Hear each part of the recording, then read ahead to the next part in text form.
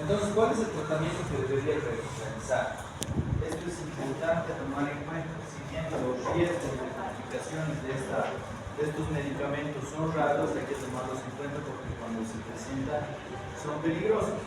Dentro de los antitiroideos que debemos tomar en cuenta es el metamizol y el propiltirazilo. Y dentro de los medicamentos que sobre todo me van a permitir bajar la sintomatología o quitarla y el paciente se lo va a agradecer, son estos beta bloqueantes, ¿sí? Por ejemplo, el propanolol a grandes dosis puede tener un efecto también antitiroideo, pero a grandes dosis que nunca lo vamos a hacer. Pero es tan interesante eso que también tiene su efecto antitiroideo, ¿no? Entonces, dentro de ellos puede ser propanolol, atenolol, bisoprolol, entre otros. Y lo primero que deberíamos hacer al ver este tipo de pacientes es quitarle la sintomatología, tratar de que calme esa molestia porque el paciente está a mí. Entonces, muchas veces no es necesario darle algún antitiroideo y simplemente dándole beta bloqueantes vamos a solucionar el problema. Los otros medicamentos que ya los hemos mencionado es el propiltirazilo y el metamizol. En todas sus fases hay metabolitos como el carbamazol y demás que pueden ser utilizados, que son metabolitos no funcionantes. Y por lo tanto, algo vital que debemos tomar en cuenta es la dosis de la cual vamos a utilizar y sobre todo un dato importantísimo que debemos tomar en cuenta es si está embarazada o no. Si está embarazada deberíamos pensar en que el primer trimestre, es decir, la mujer embarazada no debería utilizar metimazol. Pero hay países como el nuestro, en una cierta época, yo cuando estaba saliendo profesional, no había propiltirazilo. Y hay algunos países que no les llega propiltirazilo. ¿Qué hacen? Tienen embarazada, solo tienen metimazol. ¿Qué hacen? No tienen otra opción que utilizar. Y hay algunos países que sí utilizan, aunque no tengan propiltirazilo, utilizan metimazol teniendo el riesgo de que es teratogénico, pero se ha visto de que su teratogenicidad no es tan marcada. Pero ahora que tienen la opción, utilicen propiltirazilo tampoco. A ver, yo les pregunto, eso una vez hemos discutido con algunos endocrinólogos porque, a ver, si fuera su hijo, ¿qué haría? Tienen opción de utilizar propiltirazilo y metimazol, que utilizan si está la mujer embarazada del primer trimestre. Propiltirazilo, porque es su hijo, así que ¿por qué no hacerlo con los pacientes? No hagan esa maldad, por eso no hagamos eso con los pacientes. Las dosis ahí están de referencia. El problema del propiltirazilo es que se tiene que dar a más dosis, más tabletas, más horarios, a diferencia del metimazol.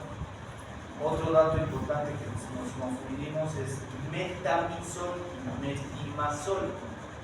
Muchas veces nos rechazan las recetas porque ponemos metimazol y metamizol, pero el metamizol no viene de 20, siempre me dicen eso.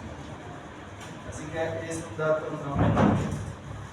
Los efectos secundarios de este medicamento es provocar sobre todo agranulocitosis. ¿Sí?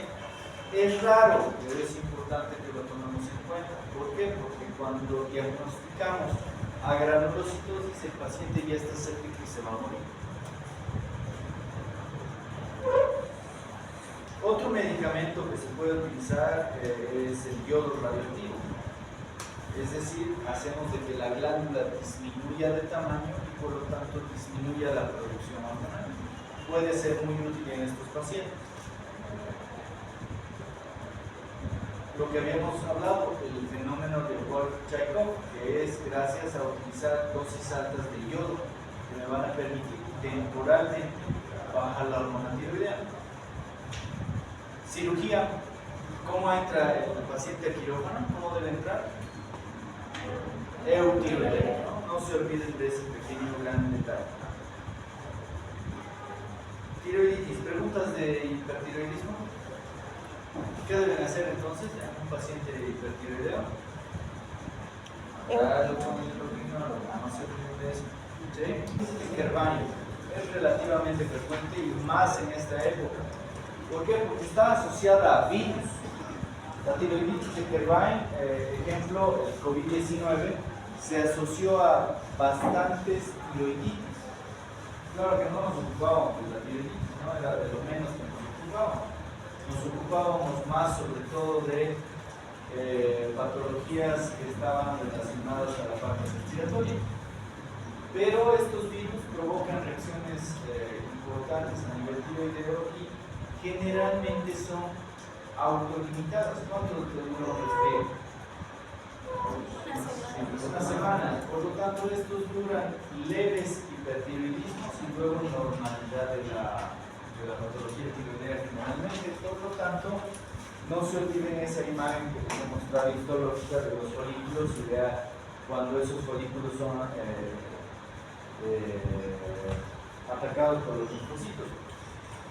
Dentro de las manifestaciones clínicas puede haber aumentos de volumen, dolor, el paciente va a tener dolor, va a tener fiebre, puede tener hipo o hipertransitorios que generalmente se normalizan después y nuevamente asociar a problemas virales. Dentro del diagnóstico diferencial debemos saber que pueden haber supuradas, que eso ya es mucho más grave, luego vamos a ver una imagen de eso. Vamos a ver problemas de cáncer anaplásico, que es muy común ver. Cuando hablemos de cáncer ahí les voy a mostrar una imagen interesante. Las pruebas entonces, ¿qué pruebas solicito? El perfil tiroideo, PES-PCR para ver si hay inflamación y determinar también cómo están los linfocitos en sangre. El tratamiento generalmente es analgésico, antiinflamatorio y muy pocas veces se llega a utilizar medicamentos para bajar o subir la hormona tiroidea. Solo se espera que se establezca. Si tiene mucha clínica de hipertiroidismo y estamos confirmando la tiroiditis, incluso podríamos utilizar, como hemos mencionado, los beta bloqueantes. ¿Qué beta bloqueantes utilizamos? ¿La profesora? ¿Qué beta bloqueante utilizas? ¿Qué beta bloqueante utilizas?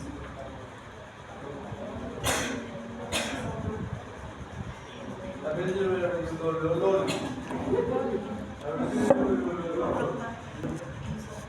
isoprolol, atenolol. Ahí está una tiroiditis linfocítica. Miren la imagen, ¿dónde están los folículos? Apenas se logra ver algunos, ¿no? Así que esto a veces es un poquito frecuente asociarlo a una mujer puérpera o a la gestación, ¿sí? Por lo tanto, esto también puede deberse a una alteración hormonal temporal. Nace el bichito, esta reacción inflamatoria se pierde y luego se normaliza la patología. Lo mismo, dolor, inflamación, dura relativamente periodos cortos y muchas veces ni siquiera se las diagnostica. Se puede pasar por algo y más. Tratamiento de beta bloqueantes, si es que la hormona está muy baja y está en gestación todavía, nosotros tenemos que manejar parámetros también, igual que han visto de la edad. En mujeres gestantes se valoran otros valores. Por ejemplo, si yo quiero embarazarme, pues yo no me embarazo, pero si una mujer quiere embarazarse, tendría que tener ciertos valores de TSH para asegurar de que se va a embarazar. ¿Sí? Esos valores deberían estar mínimamente menos de 3.5 de TSH. Si tengo más de eso, significa de que hay disminución de la posibilidad. ¿Ya no tienes todo? No, ya no llega a estar. Su pulmón el otro día estaba botando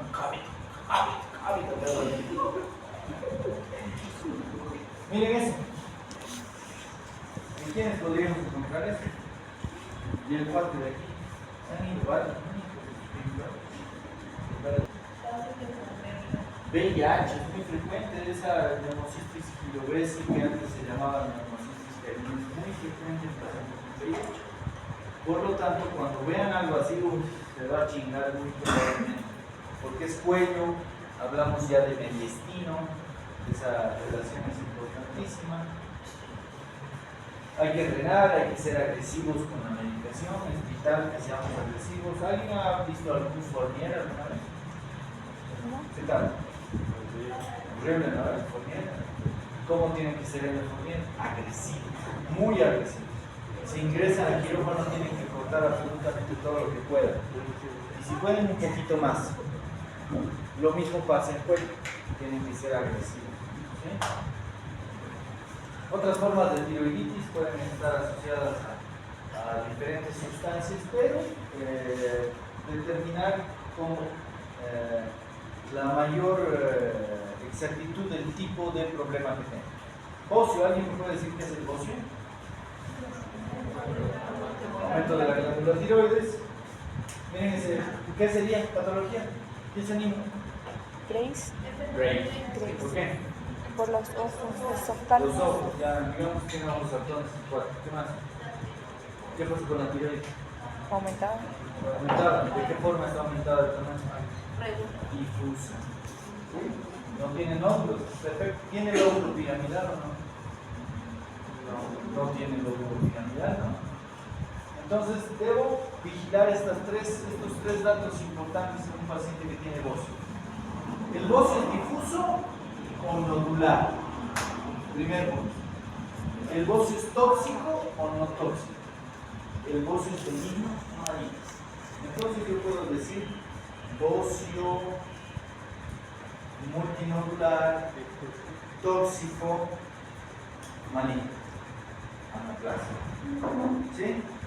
Es decir, tengo que poner sus apellidos también a bocio. No es decir, es bocio y ya. No, ¿qué tipo de bocio es? ¿Será difuso nodular? ¿Será tóxico o no tóxico? ¿Será benigno o maligno? Eso es lo que debo determinar cuando vea un bocio. Entonces, es muy frecuente, se asocia a diferentes patologías tiroideas, ya sea por hipo o hiper. Miren ese bocio, así dice que eran los quillacolleños antes por déficit de yodo. Sí, a los quillacolleños se les incluso fármacos. Hay sustancias bociógenas, algún alimento bociógeno que conozcan. Soya, brócoli, coliflor, ¿cómo se llama? Repollo. ¿Sí? Hay que tomar eso en cuenta. Hay que determinar todos estos datos en los pacientes. Y la OMS nos clasifica de esta forma: grado 0 sin bocio, grado 1 tiroides palpables, pero con extensión, es decir, cuando valoren el cuello no le hagan poner en extensión, esté recto y nada más. Luego, cuando pongan en extensión, después de revisar el cuello, ellos sí pueden diferenciar esto. Visible sin extensión, grado 2, bocio visible pero a simple vista, y bocio grande y ya definitivamente se ve. Por ejemplo, el anterior paciente que tenía,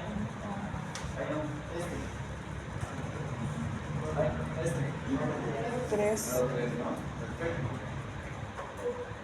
Entonces, debo valorar las hormonas tiroideas, anticuerpos, eso también es importante. Y ya habíamos visto esa ecografía previamente, ¿no? Es una ecografía donde hay bocio nodular, con quistes, calcificaciones y demás. Es un desastre de bocio eso. Hay que ver si solicitamos mamografía y otros exámenes importantes. ¿Qué debemos hacer con el bocio? No todo bocio se opera. Hay manitos calientes de cirujanos que lamentablemente operan absolutamente cualquier bocio. Hay que determinar si vale la pena o no extirpar esa glándula, porque no se olviden las complicaciones que tiene una cirugía. ¿Qué complicaciones tiene una cirugía? ¿Hace qué hora pasamos? O de otra cosa. Nervio. ¿De qué? Nervio. ¿La dijo qué? ¿Izquierdo o derecho? ¿Cuál pasado? Izquierdo. ¿Por qué? Porque van a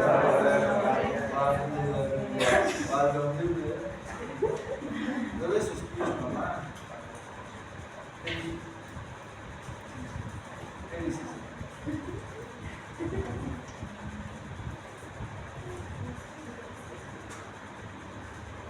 con dosis se opera. ¿Sí? Eso tiene que estar muy claro.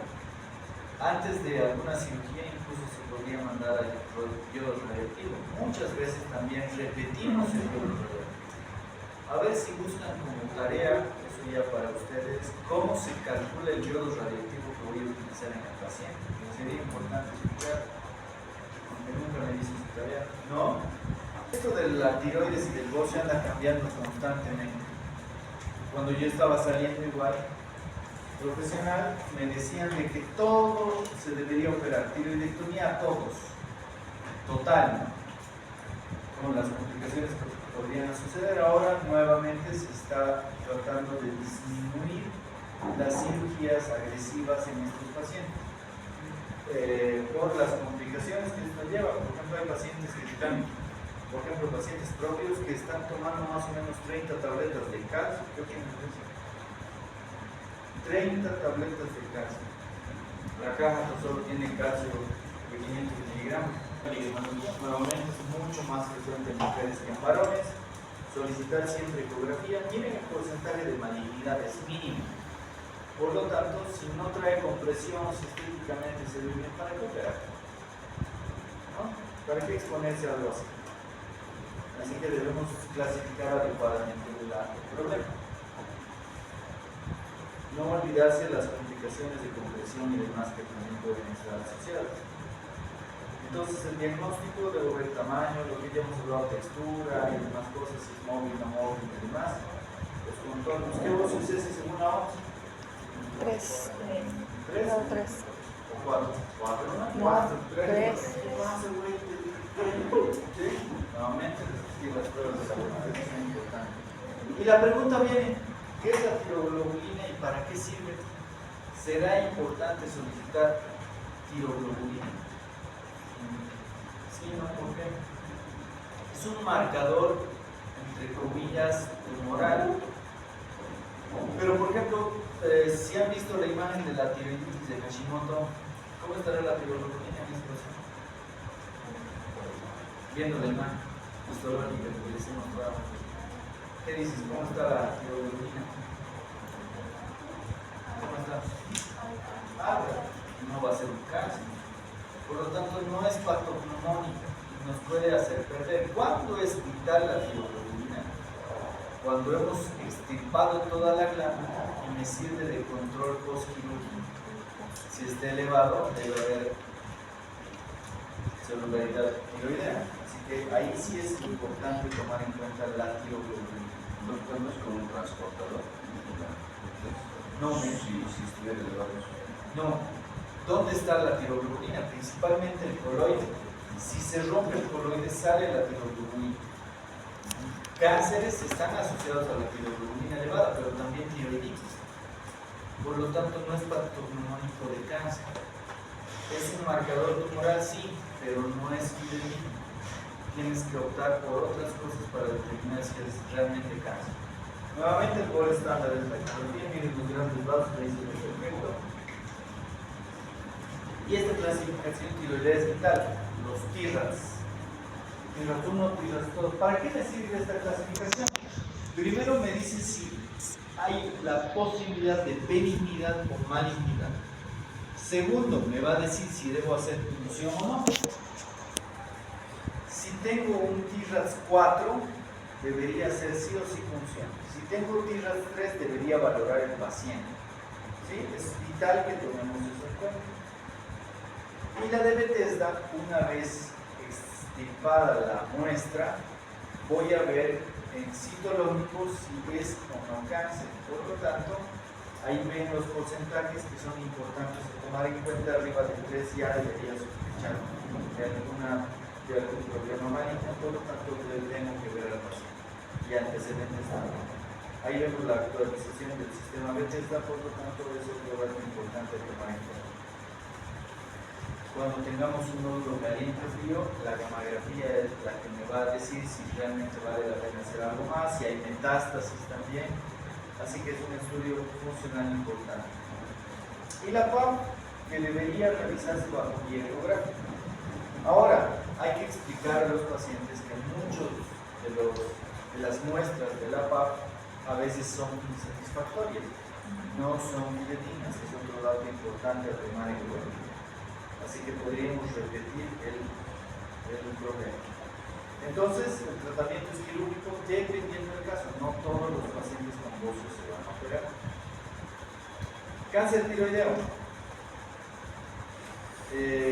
Actualmente hay muchos cánceres que podrían solo observarse. Miren, de todos los pacientes que tienen bocio o nódulos, el 5 a 10% tienen cáncer. De ese 5 a 10%, por lo menos un 50 a 60% ni siquiera se lo diagnostica. ¿Cuándo se lo diagnostica? Cuando se hace la autopsia. ¿Sí? Es decir, podemos estar viviendo con el cáncer y no nos damos cuenta. ¿Eso qué quiere decir? Que el cáncer generalmente, en la mayoría de los cánceres tiroideos, es de crecimiento lento. Dentro de los cánceres, no se olviden que el más frecuente es el papilar o popular. ¿Sí? No se olviden, papilar, popular. Luego viene el folicular, luego viene el medular. El peor de todos es el anaplásico. Puede estar asociado a linfomas, metástasis, entre otros. Así que esos en general son los cánceres tiroideos. El cáncer papilar y folicular muchas veces puede tener perfil tiroideo normal. Por lo tanto, eso no les tiene que decir de que ya no hagan nada. Pueden hacer la función, pueden solicitar una ecografía y demás. Epidemiología, como habíamos mencionado, es la más frecuente, tiene una relación mujer-hombre mucho más marcada que los varones y las mujeres. Más del 80 a 90% son papilares, así que hay que tomar eso en cuenta. Generalmente se operan. Se puede hacer una ablación del tejido gracias al yodo radioactivo, que también es importante, ya sea pre o postquirúrgico, y también se debe ver si existe la necesidad de quitar los ganglios. Hay que tomar en cuenta eso. Dentro de las complicaciones, entonces, recordar el hipoparatiroidismo. Ahora, igual que la vejiga, igual que el estudiante de endocrino de la UNICEN, las glándulas paratiroides son flojas. Si no se las estimula, si no se estimulan, no funcionan. Si yo le estoy dando calcio al paciente, no se van a estimular. Por lo tanto, hay que tratar en la medida de lo posible ir bajando el calcio para estimular a esas glándulas sin que vuelvan a producir y vuelvan a tener el efecto. A veces no se logra, pero hay que pensar en eso siempre. Y las lesiones, sobre todo del laringio recurrente, que debemos tomar en cuenta. Entonces, si yo les pregunto, la lesión del laringio recurrente en las cuerdas vocales cerradas, ¿qué problema provoca? Asfixia sería la respuesta. Muy bien. Tratamiento, entonces, aparte de la cirugía y demás, se hace el tratamiento supresor con levotiroxina a dosis de, ¿cuál es la dosis de tratamiento sustitutivo supresor? 1.8. Esa es la dosis sustitutiva y supresora, 2.4 aproximadamente, y se va ahí sí solicitando tiroglobulina y gammagrafía si existe la necesidad. El pronóstico va bien, generalmente los pacientes van muy bien, la recidiva es relativamente infrecuente. El cáncer medular ya viene con problemas de la calcitonía, por lo tanto problemas de calcio, así que un calcio alterado podría llamarme la atención y pensar en cáncer medular. Y el anaplásico está junto con ese señor, ¿no? Ese señor siempre va a estar ahí molestando. Cuando ustedes detecten un cáncer anaplásico, generalmente este cáncer ya está en la zona. Máximo, a mí no me gusta decir tiempos en medicina, pero el paciente no va a llegar a los 3 meses. O sea, cuando se lo diagnostica ya está. Lo único que podríamos hacer como tratamiento es tratar de paliar los síntomas, quitar un poquito los síntomas, darle un poquito de calidad de vida, si está comprimiendo y no puede alimentarse, hacer una resección y demás, pero el paciente se va a morir. Yo he visto 3 cánceres anaplásicos en toda mi carrera y los 3 no han sobrepasado las 3 semanas. ¿Sí? Así que es un cáncer muy agresivo que no se logra lamentablemente controlar, así que es rápidamente, evoluciona rápidamente. Hace 2 semanas estaba tranquilo, ahora tiene aumento de volumen marcado, mañana va a tener disnea, mañana va a tener disfagia y así sucesivamente. Es completamente agresivo, por lo tanto hay que tomarlo en cuenta, más bien es infrecuente, pero no se olviden de eso. Espero que no quieran operar por operar. Lo que deberíamos hacer en este paciente generalmente solo se hace biopsia, PAC, porque como les digo, la evolución es tan grande que uno ya se va dando cuenta. Entonces, si tengo un bocio multinodular de rápido crecimiento en una paciente que tiene 90 años y que está presentando hipertiroidismo, que tiene disnea, disfagia y demás, ¿qué pensarían?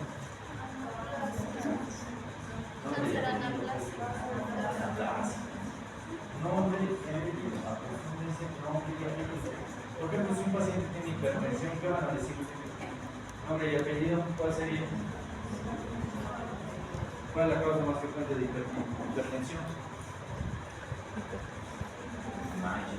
¿Cuál es la causa más frecuente de hipertensión?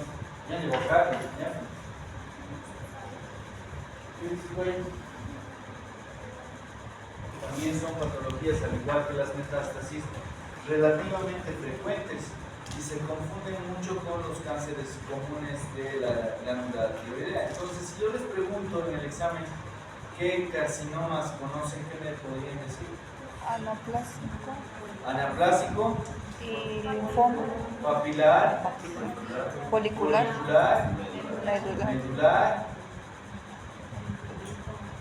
¿qué más? Linfoma, metástasis, ¿qué más? Hay una variante que se llama Kutle, que antes se le confundía con la folicular. Esta Kutle puede ser tanto maligna como benigna. Luego hay una variante folicular de la papilar. Sí, hay bastantes. Entonces, si les pregunto 4 tipos de carcinomas, díganme los más frecuentes. ¿Sí? Entonces, el linfoma es uno de ellos, por lo tanto hay que tomar en cuenta y generalmente está asociado a la cadena ganglionar también. Hay que asociarlo también al linfoma no Hodgkin y dependiendo también del tipo de tratamiento y de la agresividad que nosotros vayamos a tener con el paciente. Entonces, en resumen, ¿quién podría hacer un resumen de nódulo subgigóseo? Patología neoplásica maligna o benigna. ortografía, Bethesda o Tirras. Tirras. Y la Bethesda, ¿qué utiliza? ¿Cómo? ¿Qué? ¿Utiliza? ¿Equivocarte otra vez? No me equivoco. Pues. No, pero ¿cómo se utiliza el Bethesda? El Tirras es ecografía. Bethesda es una prueba psicológica, de citología. ¿Sí? Eso me va a determinar si necesito cirugía o no. Es decir, ya hice la función porque Tirras me dijo y utilizo la clasificación Bethesda para decir si es maligno o no y operar o no. ¿Sí?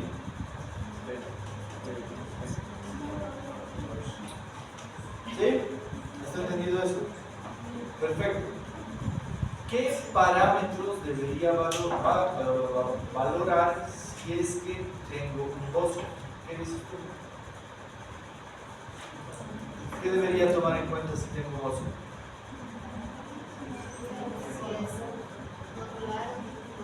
Excelente. Si es difuso o nodular,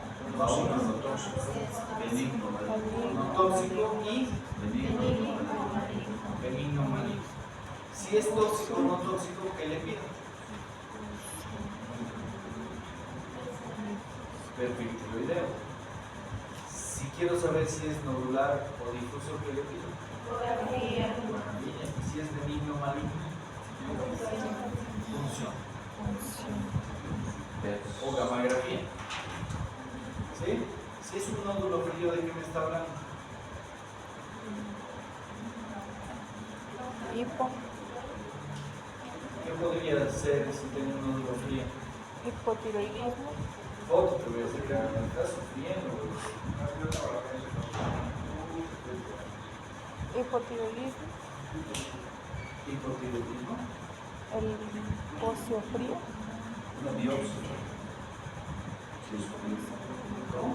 Biopsia si es frío. ¿Por qué? Porque los nódulos fríos me hablan sobre todo de cáncer. ah, ¿Sí? Maligno. ¿Cuándo solicitamos una gamografía? Dos cosas.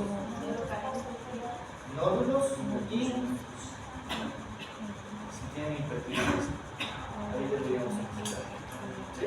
Ahí partiría.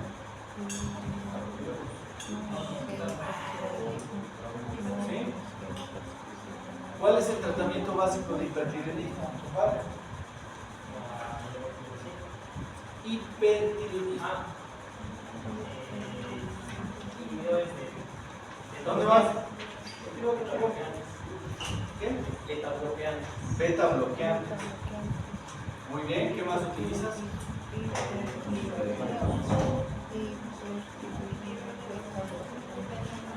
Antitiroideos. ¿Qué antitiroideos utilizarías? Metimazol o brometiuracilo. ¿Sí? ¿Qué cuidado deberían tener con esos medicamentos? Ya, ¿qué más? ¿Qué más? ¿Qué más?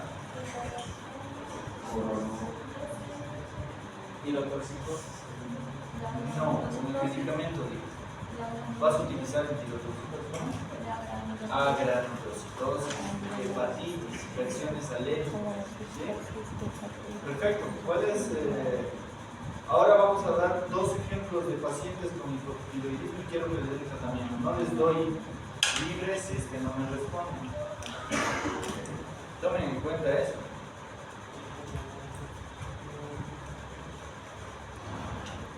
Si no, ¿qué van a hacer?